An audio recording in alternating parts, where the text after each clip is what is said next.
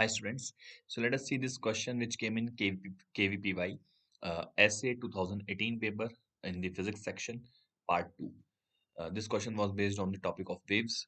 तो इस क्वेश्चन में क्या हो रहा है basically there is a person, let us say here, and here we have got a mountain. Now this person is beating a drum at a rate of 40 per minute.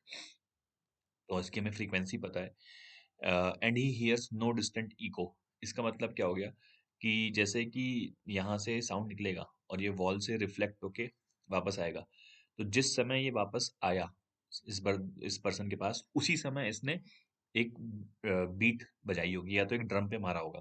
तो इससे क्या होगा, बिकॉज सिंस ये जो sound वापस आया जिस समय इसके पास, तो उसी समय अगर ये ड्रम पे मारेगा तो he will not be able to differentiate कि मतलब एक साउंड रिफ्लेक्ट होके भी आया है।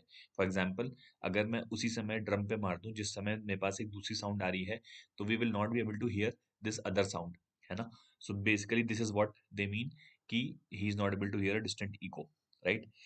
तो अगर हम यहाँ पे फ्रीक्वेंसी देखें पहले केस के अंदर, तो फ्रीक्वेंसी की वैल्यू कितनी है, 40 पर minute, that means 40/60। So that means time period की वैल्यू कितनी हो जाएगी, 3/2, ठीक है, because frequency time period is frequency, right.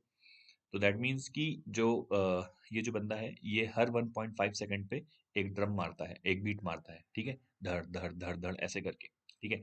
Now if we call this distance L, अगर मैं इस डिस्टेंस को एल बोलूं, तो जो साउंड आया होगा, ठीक है, वो कितनी देर बाद वापस आया होगा, तो 2L/V, जहाँ पे V is the speed of the sound, C कह देते हैं स्पीड ऑफ द साउंड को। तो ये जो साउंड है वापस इस पर्सन के पास कितने टाइम के बाद पहुंच के वापस आएगा, 2L/C, इतने टाइम के बाद ये साउंड वापस आ जाएगा, राइट।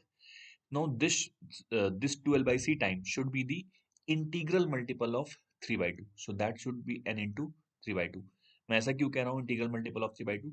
सोचो, अगर इसने t=0 पे पहली बीट मारी, ठीक है, तो t=0 पे अगर ये पहली बीट मारा, तो जब ये साउंड रिफ्लेक्ट होके वापस आएगा, ठीक है, लेट्स से मान लिया 6 सेकंड्स के बाद वापस आया, ठीक है, तो 6 सेकंड पे ये देखो दूसरी बीट ये 1.5 पे मारेगा, तीसरी बीट ये 3 पे मारेगा, फिर 4.5 पे मारेगा, फिर 6 पे मारेगा। तो 6 सेकंड पे अगर ये साउंड वापस लौट के आ गया, तो he will not be able to hear, क्योंकि वो जो फोर्थ बीट है ये इसके साथ कोइंसाइड कर जाएगी, राइट।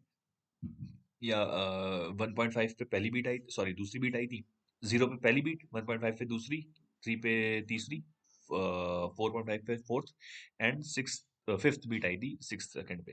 तो फिफ्थ बीट के साथ जो पहली बीट रिफ्लेक्ट होके आई होगी वो कोइंसाइड कर जाएगी।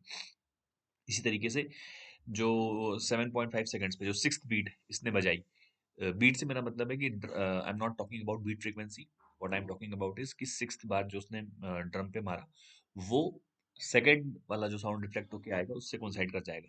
ऐसा कब, जब ये 6 सेकंड्स ले रहा है, तो मैंने एक रैंडम नंबर कोट किया है यहाँ पे, ठीक है। तो what I am trying to tell you is कि द आइडिया इज कि ये जो साउंड जितने टाइम में वापस आ रहा है, that should be the integral multiple of this time period, ठीक है। अब क्या होता है कि अगर ये 90 मीटर्स पास चला जाए, ठीक है, तो दैट मीन्स एल की वैल्यू कितनी होगी, जैसे अभी बंदा यहाँ पहुंच गया, ठीक है, सो दिस इज 90, ठीक है। तो अब इसको इको नहीं सुनना है, तो बीट जो फ्रीक्वेंसी है, फ्रीक्वेंसी शुड बी 60 पर मिनट, दैट मीन्स 1, फ्रीक्वेंसी की वैल्यू 1 हो जानी चाहिए, ठीक है। F2 की वैल्यू क्या हो जाएगी, F2 की वैल्यू हो जाएगी 1। इसका मतलब टाइम पीरियड भी कितना हो जाएगा, 1 सेकेंड। तो अब जो साउंड कितनी देर में वापस आ जाएगा, तो यू कैन सी रिफ्लेक्ट होके L-90 आगे गया और L-90 पीछे गया।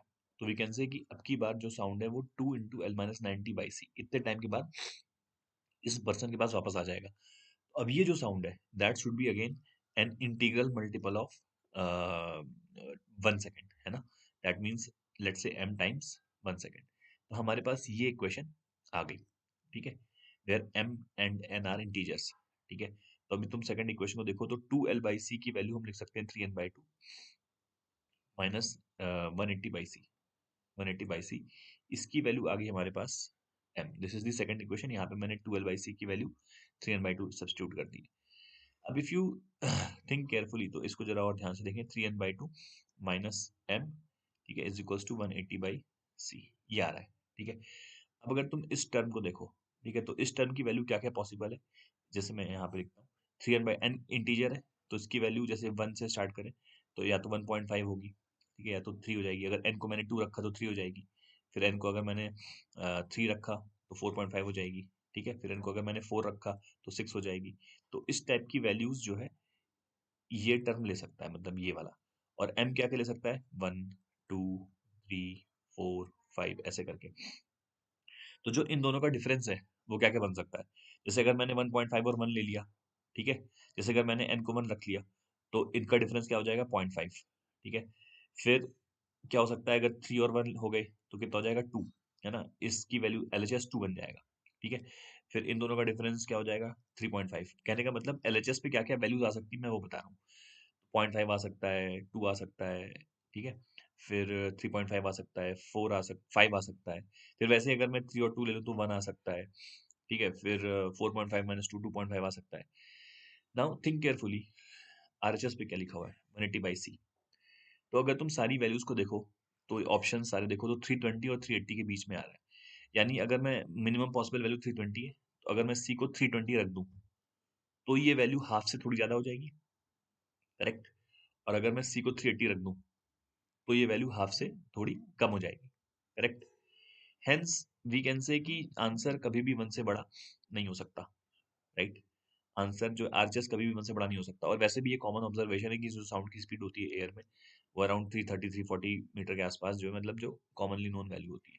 हेंस वी कैन से कि ये जो आरएचएस है that that has to be close to half, मतलब जो सारे ऑप्शंस है वो हाफ से बड़ा नहीं हो सकता, और हाफ से सॉरी, सारे ऑप्शंस है वो हाफ से या तो थोड़ा, मतलब आरएचएस जो है वो हाफ से या तो थोड़ा बड़ा आएगा या तो थोड़ा हाफ से छोटा आएगा, मतलब इसी रेंज में आरएचएस को आना है। वी कैन नॉट क्रॉस 1, ऐसा है, ठीक है।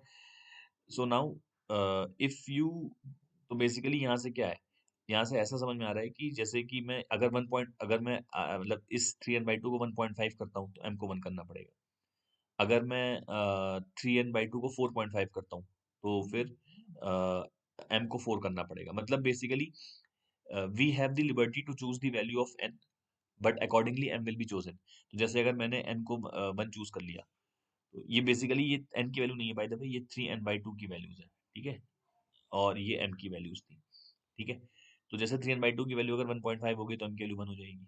तो ये यहाँ पे क्या आ जाएगा, हाफ, ठीक। फिर अगर यहाँ पे क्योंकि अगर मैं इसका डिफरेंस मतलब और कुछ बनाता हूँ तो फिर ये जो c की वैल्यू है ये ओवरशूट कर जाएगी, लाइक बहुत ज्यादा जो है छोटी आ जाएगी, ठीक है। क्या कहते हैं, इनफैक्ट छोटी नहीं, जैसे कि अगर मैं इसकी वैल्यू मान लो 2 कर देता हूँ, है ना। 6 और 4 चूज कर लिया मैंने, तो अगर इसकी वैल्यू मैंने 2 कर दी तो क्या हो जाएगा, 90 आ जाएगा। तो बहुत ज्यादा ये वैल्यू छोटी आ जाएगी, राइट, सी की वैल्यू छोटी आ जाएगी। बट वी नो कि हमें जो है एक 330 से छोटा तो नहीं ले सकते हम। सो इन ऑल पॉसिबिलिटीज ये जो LHS है इसकी वैल्यू क्या होगी, हाफ होगी, ठीक। ये पूरा LHS की वैल्यू हाफ होनी पड़ेगी। यहाँ से तुम अगर देखो तो बाकी कोई कॉम्बिनेशन सही नहीं बैठेगा भाई। मिनिमम पॉसिबल वैल्यू यहाँ से हाफ आ सकती है, ठीक है।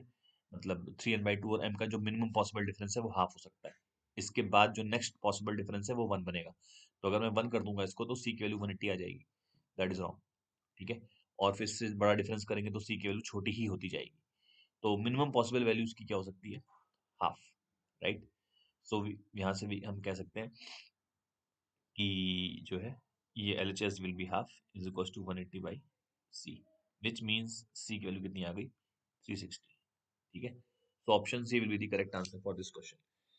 I hope you would have understood. Thank you.